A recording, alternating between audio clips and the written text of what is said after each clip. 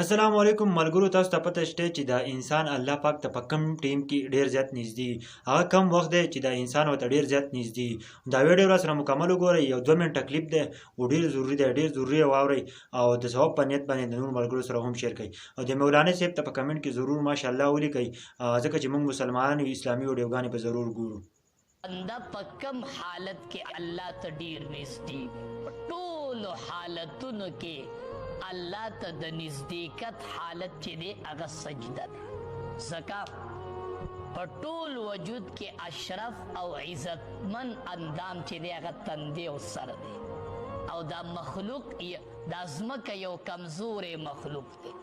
نو چې سړی یو عزتمن تندی راوالي او په کمزوري مخلوق باندې کیدي په دغه ټیم کې بنده الله ته ډیر نږدې وي. دا الله ته د نږدېکت ټیم دی چې کله سجده لګئ سبحان ربی الاعلی، پاک دی رب زما ډیر اوچت دی.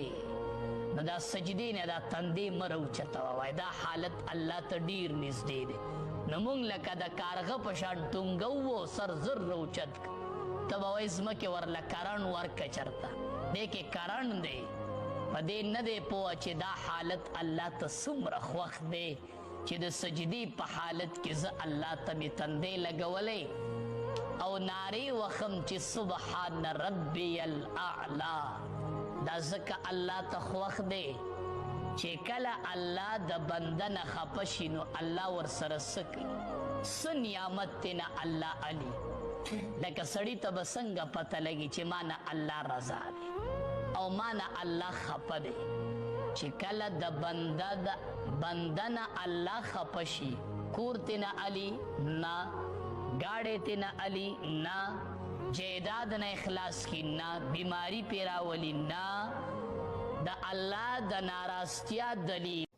ویډیو مو کتله ملګرو، الله پاک موږ له څومره ښایسته دین نه کړی دی او څومره ښایسته عالمان یې راکړلی. موږ له په دې خلکو باندې فخر پکار دی که نه.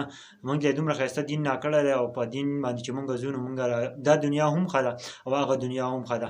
موږ له په خپل دین باندې فخر پکار دی، په خپل مولا نه باندې، په خپل عالمانو باندې موږ له ډېر زیات فخر پکار دی.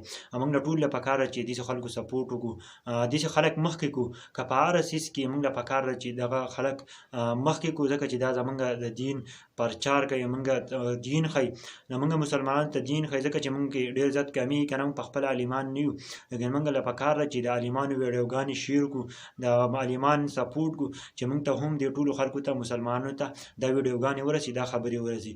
او زمونږ پیج ته نوی ضرور فالو کړئ. زمونږ د خبرې مقصد دا نه دی چې موږ په پیج باندې کار کوو، موږ اسلامي کار کوو. موږ وایو چې موږ خپل اسلام مخکې کړو.